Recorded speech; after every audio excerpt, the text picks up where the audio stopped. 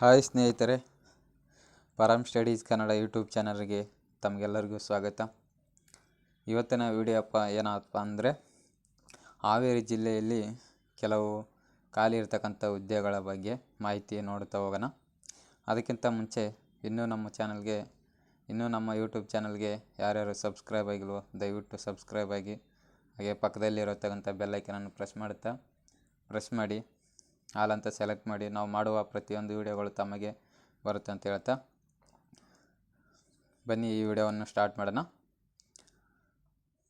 ಪ್ರಧಾನ ಜಿಲ್ಲಾ ಮತ್ತು ಸತ್ರ ನ್ಯಾಯಾಲಯ ಹಾವೇರಿಯಲ್ಲಿ ನೇಮಕಾತಿಯನ್ನು ನಡೀತಿದೆ. ಇನ್ನು ನೇರ ನೇಮಕಾತಿಯ ಬಗ್ಗೆ ನೇಮಕಾತಿ ಅಧಿಸೂಚನೆ ನೋಡೋದಾದರೆ 1/2024 ದಿನಾಂಕ 24/6. ಇದು ಇನ್ನು ವಿಷಯ, ಹಾವೇರಿ ಜಿಲ್ಲಾ ನ್ಯಾಯಾಂಗ ಘಟಕದಲ್ಲಿ ಖಾಲಿ ಇರುವ 26 ಜವಾನ ಮತ್ತು ಡಿ ಗ್ರೂಪ್ ಹುದ್ದೆಗಳನ್ನು ನೇರ ನೇಮಕಾತಿಯ ಮೂಲಕ ಭರ್ತಿ ಮಾಡುವ ಕುರಿತು ನೋಡೋದಾದರೆ, ಇನ್ನು ಇದು ನೆಕ್ಸ್ಟ್ ನೇರ ನೇಮಕಾತಿ ಇರುತ್ತೆ. ಇದು ಆನ್ಲೈನ್ ಮೂಲಕ ಅರ್ಜಿ ಸಲ್ಲಿಸಲು ಆನ್ಲೈನ್ ಮೂಲಕ ಅರ್ಜಿ ಸಲ್ಲಿಸಬಹುದಾಗಿರುತ್ತೆ. ಇದು ಆನ್ಲೈನ್ ಮೂಲಕ ಅರ್ಜಿ ಸಲ್ಲಿಸಲು ದಿನಾಂಕ ನಿನ್ನೆಯಿಂದ ಅಂದರೆ 3/7/2024 ಪ್ರಾರಂಭವಾಗಿದೆ. ಇನ್ನು ಕೊನೆಯ ದಿನಾಂಕ ನೋಡೋದಾದರೆ 1/8/2024 ಈ 1/8/2024 ಇರುತ್ತೆ.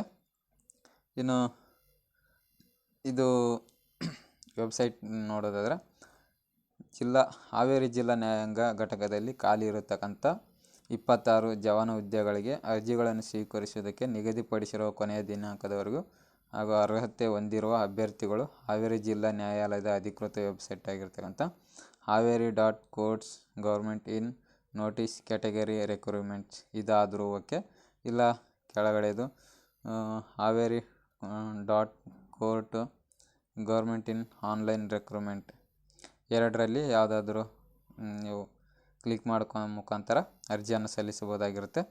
ಇನ್ನು ಖಾಲಿ ಹುದ್ದೆಗಳನ್ನು ನೋಡೋದಾದರೆ ಟೋಟಲ್ 26 ಹುದ್ದೆಗಳನ್ನು ಇರುತ್ತೆ. ಇದರಲ್ಲಿ ಟೋಟಲ್ 26 ಹುದ್ದೆಗಳು ಇರುತ್ತೆ. ಇನ್ನು ಇದಕ್ಕೆ ವಿದ್ಯಾರ್ಹತೆ ಏನಂತ ನೋಡೋದಾದರೆ ಇದಕ್ಕೆ ಕರ್ನಾಟಕ ಪ್ರೌಢಶಿಕ್ಷಣ ಪರೀಕ್ಷಾ ಮಂಡಳಿಯಿಂದ ನಡೆಸಲಾಗುವಂಥ SSLC ಅಥವಾ ತತ್ಸಮಾನ ಪರೀಕ್ಷೆಯಲ್ಲಿ ಉತ್ತೀರ್ಣರಾಗಿರಬೇಕು. ಇನ್ನು ಕನ್ನಡ ಭಾಷೆ ಓದಲು ಮತ್ತು ಬರೆಯಲು ಬರಬೇಕು. ಕನ್ನಡ ಭಾಷೆ ಓದಲು ಮತ್ತು ಬರೆಯಲು ಬರುವುದೇ ಎಂಬ ಕುರಿತು ಅಭ್ಯರ್ಥಿಗಳಿಗೆ ಪರೀಕ್ಷೆ ನಡೆಸಲಾಗುವುದು. ಅಂದರೆ ಕನ್ನಡ ಭಾಷೆ ಓದಲು ಬರೆಯಲು ಬರಬೇಕು ಮತ್ತು ಕನ್ನಡ ಭಾಷೆ ಓದಲು ಮತ್ತು ಬರೆಯಲು ಬರುವುದೆಂಬುದು, ಅಂದರೆ ಕನ್ನಡ ಭಾಷೆ ಓದಲು ಬರೆಯೋಕ್ಕೆ ಬರುತ್ತಾ ಇಲ್ಲ ಅಂತ ಅವರು ಪರೀಕ್ಷೆ ನಡೆಸಲಾಗುತ್ತದಂತೆ. ಇನ್ನು SSLC ಅಥವಾ ತತ್ಸಮಾನ ಪರೀಕ್ಷೆ ಪಾಸಾದ ಕುರಿತು ಅಂಕಗಳು ಶ್ರೇಣಿಯಲ್ಲಿದ್ದರೆ ಗ್ರೇಡ್ ಅದನ್ನು ಅಂಕಗಳಾಗಿ ಪರಿವರ್ತಿಸಿ ಗರಿಷ್ಠ ಅಂಕಗಳು ಮತ್ತು ಒಟ್ಟು ಪಡೆದ ಅಂಕಗಳು ಆನ್ಲೈನ್ ಅರ್ಜಿ ಮೂಲಕ ನಮೂನೆಯಲ್ಲಿ ನಮೂದಿಸತಕ್ಕದ್ದು. ತಪ್ಪಿದ್ದಲ್ಲಿ ಅಂತಹ ಅರ್ಜಿಗಳನ್ನು ತಿರಸ್ಕರಿಸಲಾಗುವುದು ಅಂತ ಹೇಳಿದ್ದಾರೆ ಅವರು.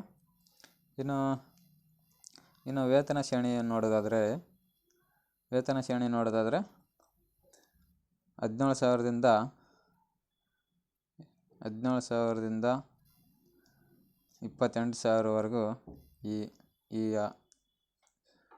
ಜವಾನ ಹುದ್ದೆಗೆ 28,950 ವೇತನ ಆಗಿರುತ್ತೆ ಈ ಹುದ್ದೆಗೆ. ಇನ್ನು ಸೇವಾ ಪರೀಕ್ಷಣಾ ಅವಧಿ ಅಂತ ಕೇಳಿದರೆ, ಅಭ್ಯರ್ಥಿಯು ನೇಮಕಗೊಂಡ ಪಕ್ಷದಲ್ಲಿ ಪ್ರಾರಂಭಿಕವಾಗಿ 2 ವರ್ಷಗಳ ಅವಧಿಗೆ ಅಥವಾ ಅಗತ್ಯವಿದ್ದರೆ ವಿಸ್ತರಿಸಬಹುದಾದ ಅವಧಿಗೆ ಪರಿವೀಕ್ಷಣಾರ್ಥಿಗಳಾಗಿರುತ್ತಾರೆ. ಇನ್ನು ಆಯ್ಕೆ ವಿಧಾನ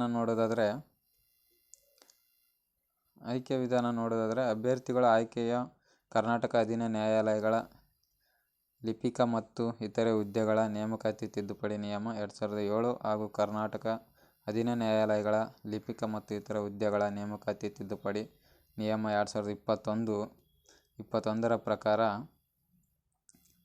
ಇನ್ನು ಕನ್ನಡ ಓದಲು ಮತ್ತು ಬರೆಯಲು ಅಭ್ಯರ್ಥಿ ಹೊಂದಿರುವ ಸಾಮರ್ಥ್ಯ ಮತ್ತು ಸಾಮಾನ್ಯ ಜ್ಞಾನದ ಸಂದರ್ಶನ ಕೂಡ ಇರುತ್ತೆ.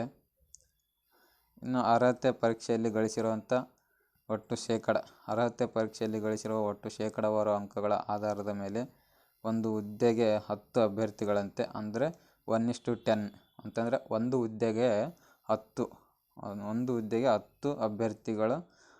ಅಭ್ಯರ್ಥಿಗಳಂತೆ 1:2 ಅನುಪಾತದಲ್ಲಿ ಅತಿ ಹೆಚ್ಚು ಅಂಕ ಪಡೆದ ಅಭ್ಯರ್ಥಿಗಳನ್ನು ಪ್ರಕಟಿಸಿರುವ ಹುದ್ದೆಗಳಿಗೆ ಅನುಗುಣವಾಗಿ ಸಂದರ್ಶನಕ್ಕೆ ಕರೆಯಲಾಗುವುದು.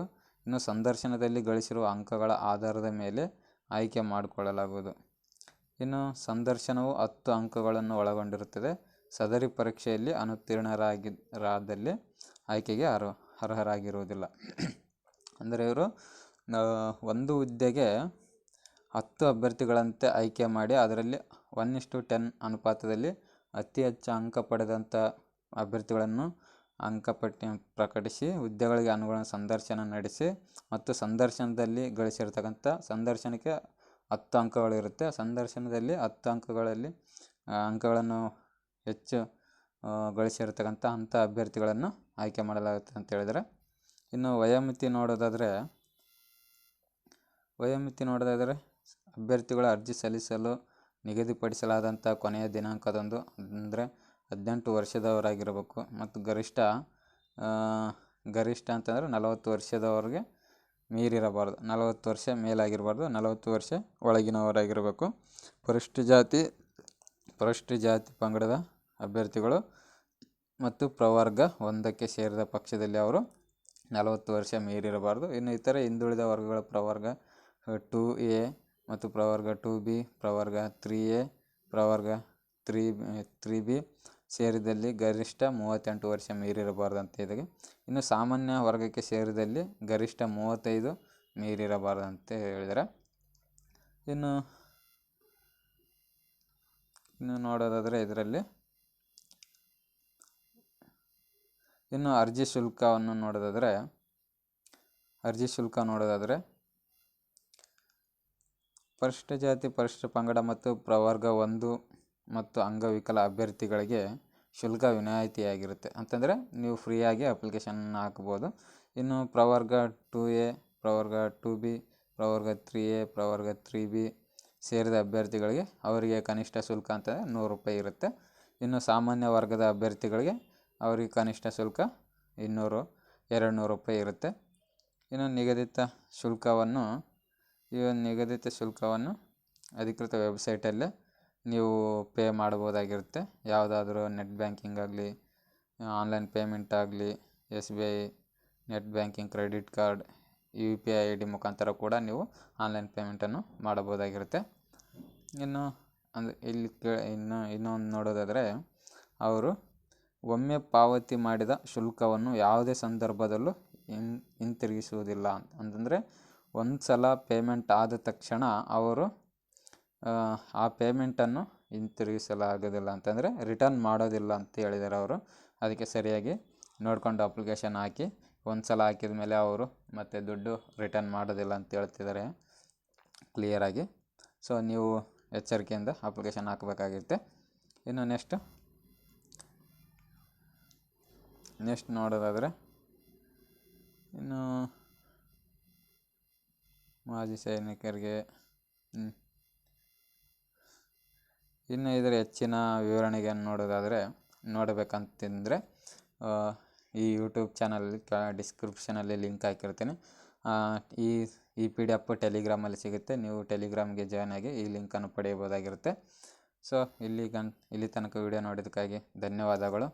ಹೀಗೆ ಇನ್ನೂ ಹೆಚ್ಚಿನ ವೀಡಿಯೋಗಳಿಗಾಗಿ ನಮ್ಮ ಯೂಟ್ಯೂಬ್ ಚಾನಲನ್ನು ಸಬ್ಸ್ಕ್ರೈಬ್ ಮಾಡುತ್ತೆ ಅಂತ ಹೇಳ್ತಾ, ದಯವಿಟ್ಟು ಫಾಲೋ ಮಾಡಿ, ಸಬ್ಸ್ಕ್ರೈಬ್ ಮಾಡಿಕೊಂಡು ಸಪೋರ್ಟ್ ಮಾಡಿ ಅಂತ ಕೇಳ್ತಾ, ಇನ್ನೂ ಹೆಚ್ಚಿನ ವೀಡಿಯೋಗಳಿಗೆ ಪ್ರೋತ್ಸಾಹ ಸಿಕ್ಕಂಗಾಗುತ್ತೆ ಅಂತ ಹೇಳ್ತಾ ಈ ವಿಡಿಯೋವನ್ನು ಇಲ್ಲಿಗೆ ಮುಗಿಸ್ತಾ ಇದ್ದೀನಿ.